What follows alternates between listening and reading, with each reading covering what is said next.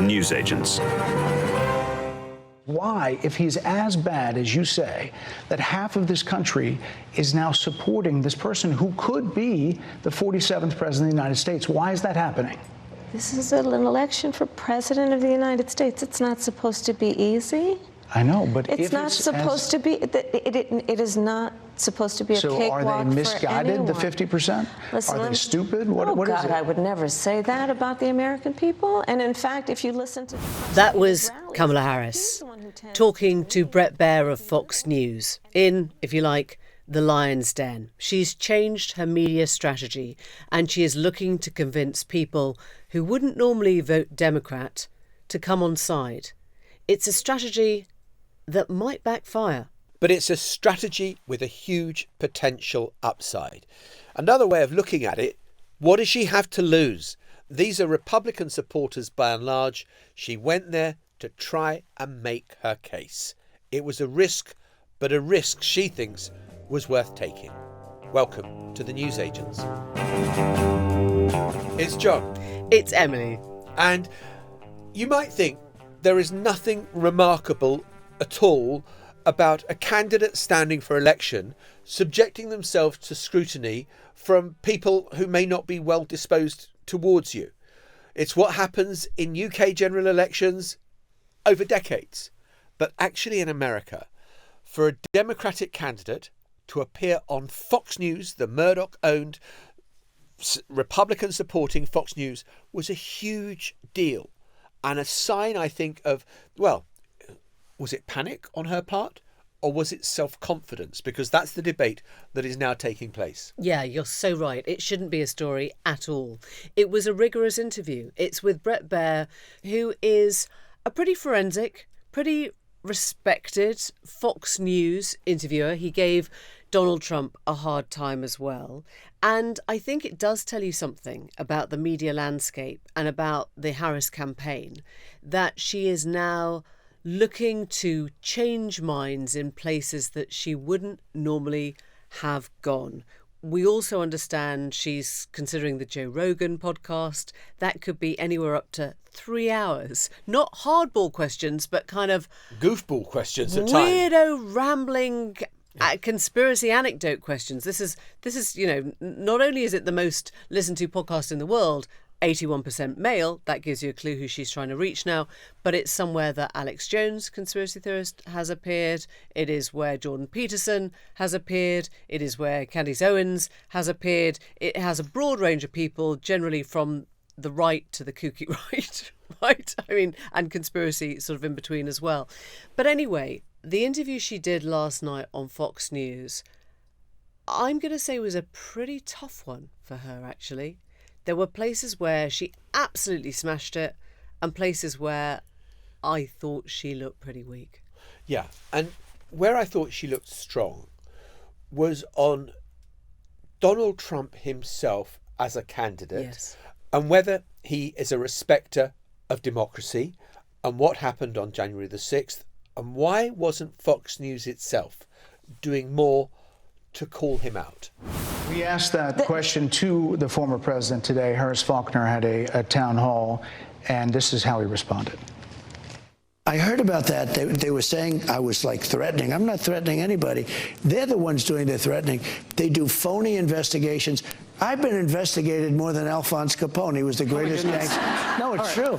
No, but think of it. It's called weaponization of government. It's a terrible thing. So, Bret, I'm sorry, and with all due respect, that clip was not what he has been saying about the enemy within, that he has repeated when he's speaking about the American people. That's not what you just showed. Well, he was asked about that specific... No, that's not what you just showed. In all fairness and respect to you, that was the question that we asked him. You didn't show that, and here's the bottom line. He has repeated it many times, and you and I both know that. And you and I both know that he has talked about turning the American military on the American people. He has talked about going after people who are engaged in peaceful protest. He has talked about locking people up because they disagree with him. This is a democracy. And in a democracy, the President of the United States, in the United States of America, should be willing to be able to handle criticism without saying he'd lock people up for doing it. And this is what This is the moment that any Democrat would have been on their feet, and any small d Democrat should have been on their feet, cheering her on for pointing out the most obvious thing about this entire campaign, which is that Donald Trump has failed to acknowledge the result of the last election, the vote of the American people, and continues to claim that he won. And actually, what she does there is something I have never seen before. You are going on Fox News to call out Fox News for deliberately, willfully, mistakenly playing the wrong clip. She calls that out because that is media manipulation. She's saying, why didn't you counter him when he's talking about the enemy of the enemy from within, the American people who Trump has tried to railroad? And they did play the wrong clip, and she calls him out on it. And he doesn't really have a proper response to that. Well, you know, Fox News had to pay an out-of-court settlement of $787 million to the company that makes Dominion voting machines for the kind of allegations that were made about the vote having been rigged, and admitting in court that they were wrong and that there was nothing untoward about those voting machines. So Fox has a track record on the 2020 of election collusion, campaign. really? Well, of certainly ventilating and giving oxygen to the claims that Donald Trump made falsely, underlining the word falsely. And so I think that that was the very effective part of what Kamala Harris did. I thought where she was most vulnerable and where you saw a politician without a good answer was over immigration and the border and what's happened in the first 3.5 years of her being vice president and Joe Biden being president, where amnesties were given, people were allowed to go into America, and murders took place. And I thought Bret Baier was kind of, you know, pressing her with the very emotive points about, listen to this mother, she lost her child because of your policy. And I don't think Kamala Harris had a good answer to any of that. Yeah, I agree with that. I thought Bret was actually properly on his game, and it's been written up as this incredibly fiery, combative, heated interview. In British standards, it was just an interview. It was an interview. It was a robust interview where he absolutely asked the questions that were on target. The hardest thing, and I think the question about immigration really gets to the heart of what he tried to do, the arc of the interview, if you like, which is, who are you? Are you somebody new? Because she keeps on talking about herself as, the new generation, the new candidate. Or are you tied to the Biden administration? And we're going to play you a clip that Bret Baier brings up where he's kind of trying to get to the bottom of, are you still Joe Biden? Are you continuity Joe Biden? Are you somebody new? And what mistakes did you make in that administration if you're going to do things again? Have a listen. You were asked on 2 different shows last week what, if anything, you would do differently than President Biden. Here's what you said. Would you have done something differently than President Biden during the past 4 years? There is not a thing that comes to mind in terms of, and I've been a part of most of the decisions that have had impact. Under a Harris administration, what would the major changes be and what would stay the same? Sure. Well, I'm obviously not Joe Biden. I noticed. And so that would be one change in terms of. Yes. But also, I think it's important to say with, 28 days to go, I'm not Donald Trump. So you're not Joe Biden, you're not Donald Trump, but nothing comes to mind that you would do differently? Let me be very clear. My presidency will not be a continuation of Joe Biden's presidency. And like every new president that comes into office, I will bring my life experiences, my professional experiences, and fresh and new ideas. I represent a new generation of leadership. That is so interesting, a response, because she's walking a tightrope. Yeah. I am not Joe Biden. Well, what would you do differently? More tricky. She doesn't want to slag off Joe Biden because that opens up a schism between her and the president. But at the same time, she's got to mark out territory which says, I am different from him, but can't identify a policy that she thinks they got wrong. So what she ends up saying is, I'm not Washington. I haven't spent all my life in Washington, which I guess is a contrast with Joe Biden. I am from a different generation, which again talks of her youth, not just in comparison to Biden, but also to Trump. But I think that was where she starts coming unstuck. And this is why I say, I thought Bret Baier did a really good interview, because she can't really formulate either the mistakes she's made in office or where she would start to do things differently without allowing people the narrative to form that this was a big up, right? That 79% of people in America, as he showed her a graphic later, believe that America's on the wrong track. Yeah. I thought the other point where Bret Baier had her was when he asked her, when did you notice Joe Biden's cognitive decline? Yeah. And, was it only after the CNN debate? Was that the first time you'd seen it? I mean, George Clooney had seen it earlier. You were in meetings with him every single week You were in for 3 meetings years. every day for 3 years. When did you notice? And again, she can't quite answer it. And that is her problem. You try to define yourself as the change candidate, which she would be in generational terms and sex terms and diversity terms. But in policy terms, and having been so close to Biden for so long, she never called him out. Yeah. And that leaves her in a really difficult spot. Yeah, I think she's not as agile on those fairly combative interviews as, for example, JD Vance is. She's really good at doing the chat shows. She's really good on the sort of female-friendly podcast. She was great on Colbert. She was even pretty good, when she was sort of speaking to MSNBC or whatever. But when somebody's actually eyeballing you and saying, what's going to change? Or what are you doing on immigration? Or where are your economic policies? I mean, for me, the worst bit of this whole interview came right at the end, 52 minutes in, where they're wrapping the thing up. And he says, who is the real Kamala Harris? How can we sort of, find out who you are, what you stand for? Just listen to that. I hope you got to say what you wanted to say about Donald Trump. There are a lot of things. There's more to say. I have there, much more there to are say, a lot actually. of things that people want to learn about you and your policies, and that's why we I invite everyone to go to kamalaharris.com. And you will see that I have 80 pages of policies that are quite comprehensive and should be accessible. Honestly, 80 pages. that is the death knell. 30 seconds. That is I'm the changed. death knell. I am dynamic. I want to make America better. That is a killer. No, I go to KamalaHarris.com. In 2016, when we were on the campaign trail and we were following Bernie Sanders and Donald Trump and Ted Cruz and Hillary Clinton, and what I always remember about the Clinton town halls was that she'd go to my website, hillaryclinton.org. It was a killer, because actually what you're saying to people is, there was Trump saying build a wall. Okay, he never built the wall. Let's be really frank about it. He never built the wall, but people all knew that was his phrase. She's saying go to my website.org and read 700 pages. I've got a 470-point plan. It does not inspire confidence that you know what your top priority is. And I think this has been a constant for her, that when somebody says, what will you do on day one? Or what is the economic mission that you hold the dearest? You can't start saying, go to my website, read my 80 policy pages, right? In terms of strategy, which is the question we posed at the top, was this kind of mad, or was this really smart? Did it succeed? Did it fail? In a sense, I don't think she had anything to lose by going on Fox. If a bunch of Republicans who are going to vote for Trump anyway say, I'm still voting for Trump, well, you haven't shifted the dial.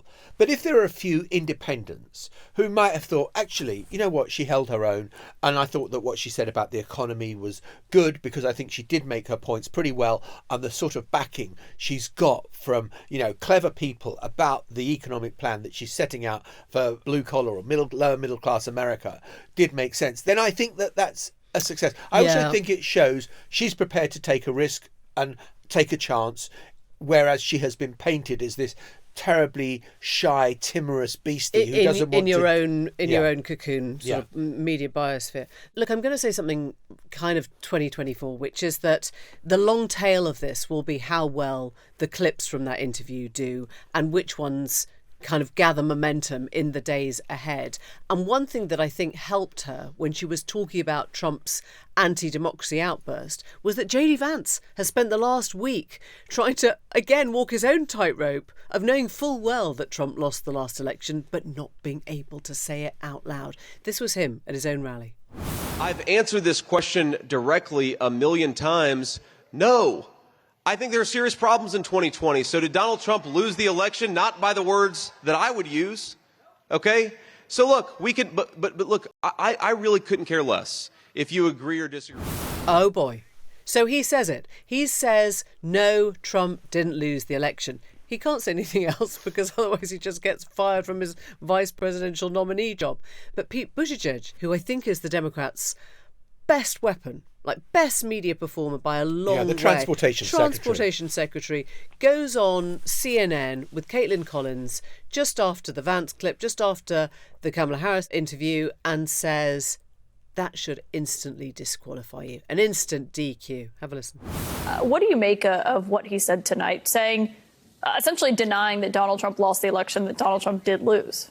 Well, first of all, it's wrong, of course. Donald Trump lost. And I think he knows that. I think he's lying. I also think it's a mistake politically because voters have a dim view of election deniers. And up until now, he's tried to avoid officially becoming an election denier by dodging the question, answering the question with the question, doing anything he could but give a straight answer. Now that he's given a straight answer, J.D. Vance is officially on the record as an election denier, something that is... it's a very powerful point. And I think that, look, remember where this presidential election is with 2.5 weeks to go. Mm-hmm.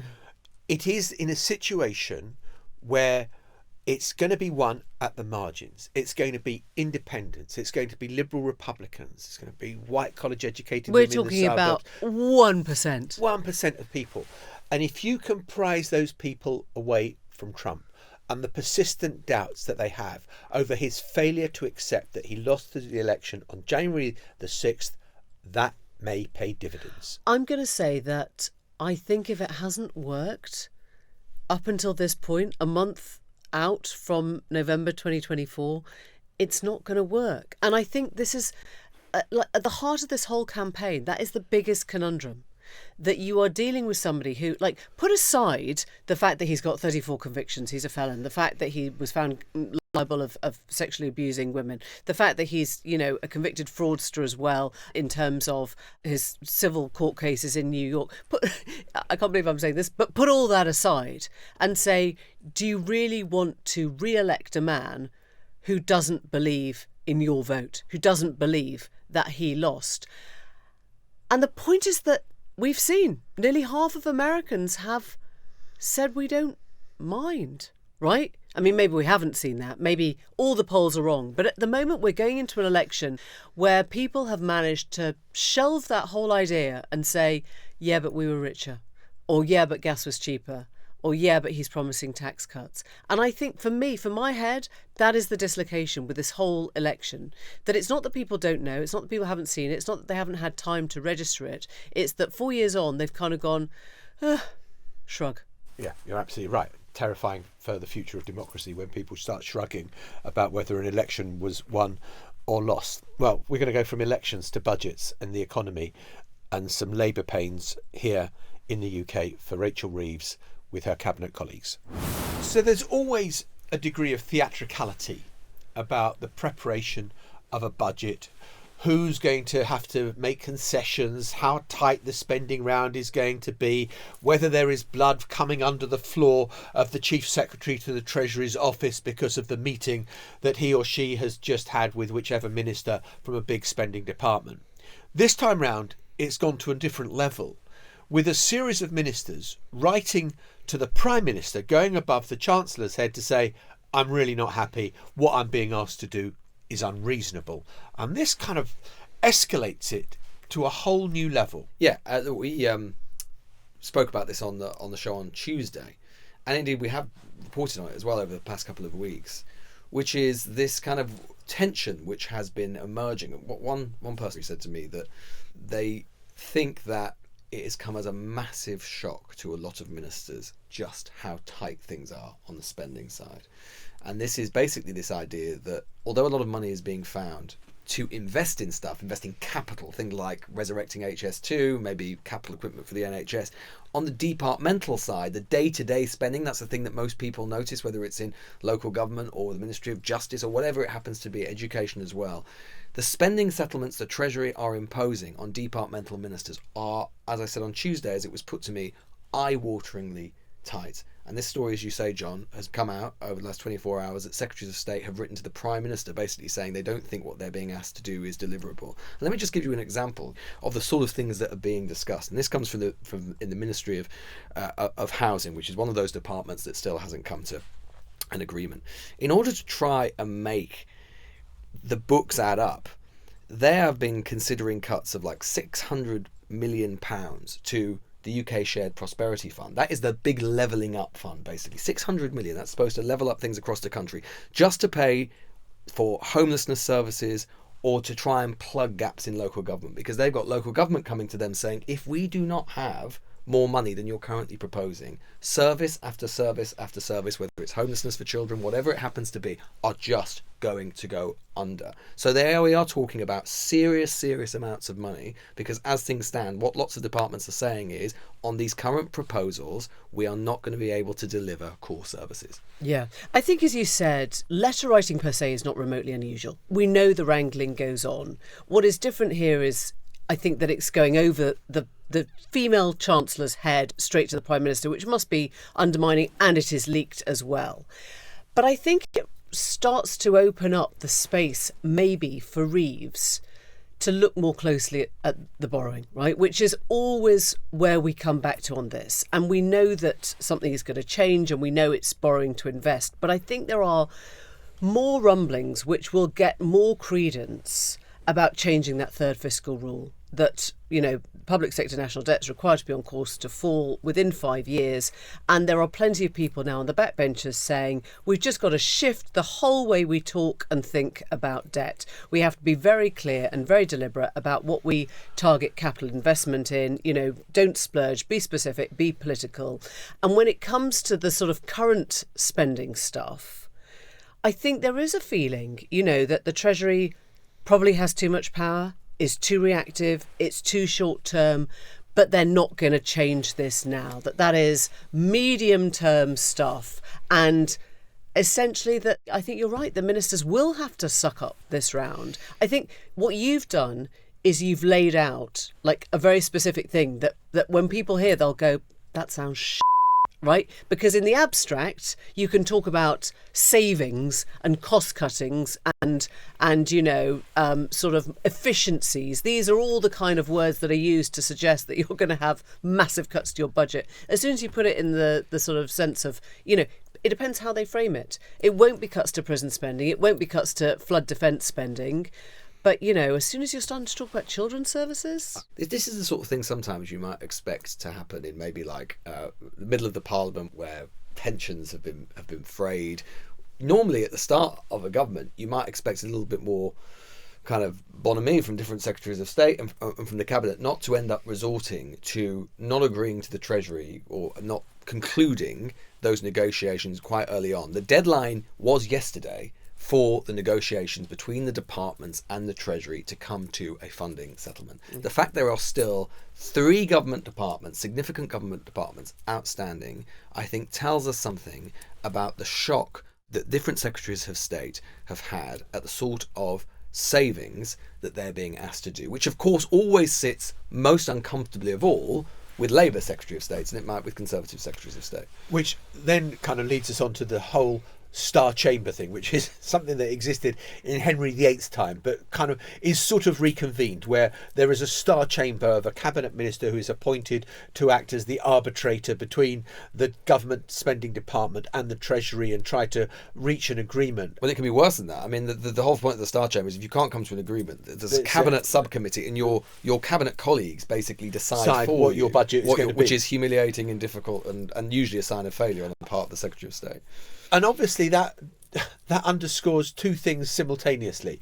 It underscores, my God, this is brutal and this is tough, but maybe the Labour government wouldn't mind a bit of messaging around that, of how tough the Chancellor has been in these times when there is a £22 billion black hole, and look how tough we're prepared to be to get the economy right and to bring back growth to the UK economy. I can see how it can be spun to your advantage as well as to your disadvantage. Except that Rachel Reeves, and again we've talked about this a lot, about the mixed messaging that has come from Rachel Reeves and the fact that she has shifted between narratives. What did Rachel Reeves and Keir Starmer say during the election campaign? there would be no return to austerity. We can just play that clip, actually. We asked Rachel Reeves about it in July, when she had only been in office 2 weeks, 3 weeks. Funny thing is that a month into this job, less than a month, you're talking about tough choices. You're sounding like an austerity chancellor. You're cancelling things that you've said are tragic, that you care passionately about.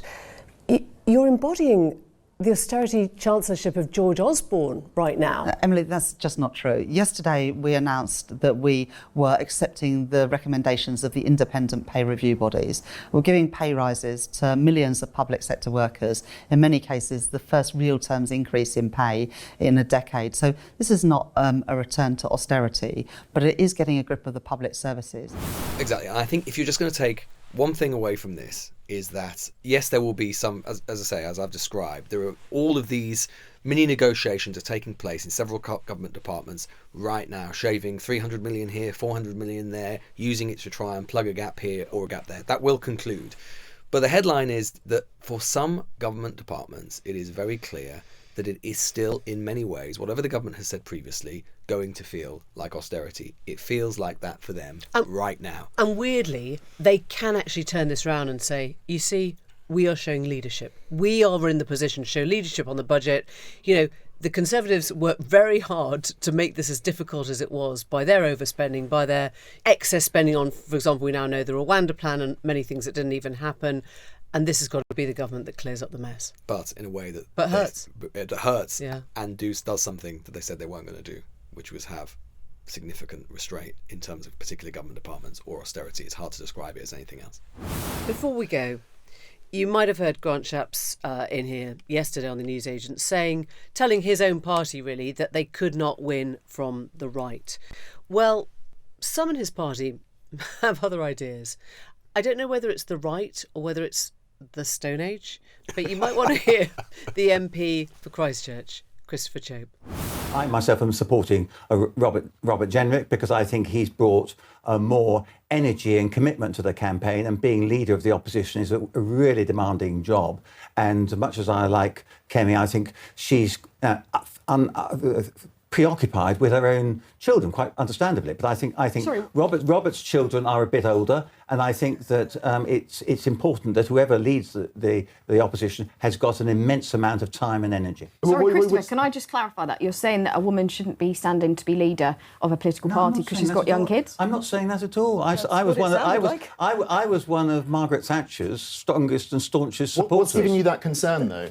Well, what gives me the concern is because I understand from talking to colleagues that Kemi spends a lot of time with her family, which I don't resent at all. But the consequence of... Well, Chris Chope, it's very good you don't resent Kemi Badenoch having children, but obviously not qualified to be leader of the opposition because you're a bit preoccupied with your kids. We have come a long way. I mean, you'll remember Parliament watchers, Politico watchers back in 2016. Oh, yeah. You couldn't actually stand for the leadership, according to Andrea Leadsom, if you didn't have children. So I think is it a mark of huge progress or huge backwardness that now your children are disqualifying you? I mean, I think this might be the point at which Kemi Badenoch is thinking, I've got this. If I was Kemi Badenoch, I would be sitting down now, having gone to WH Smith's, bought a thank you card and say, "Dear Christopher..." Get your children to colour it in first. My children have coloured this in. We could not be more grateful to you for having said what you have just said. Thank you. Yours, not an antediluvian, Kemi Badenoch. I never heard, I mean, whatever you think about Kemi Badenoch, I have to be honest, I've never heard her even mention her children. I wouldn't have been able to tell you how many children she had or what age they were. She doesn't use them at all. She doesn't parade them. But he has chosen to make the fact that she has kids, and as a mother, she's a bit preoccupied by them, into an issue. I mean, God, is it really 2024 we're living in? Not if you're Sir Christopher Chope. No. Bye for now. Bye-bye. The Newsagents. This is a Global Player original podcast.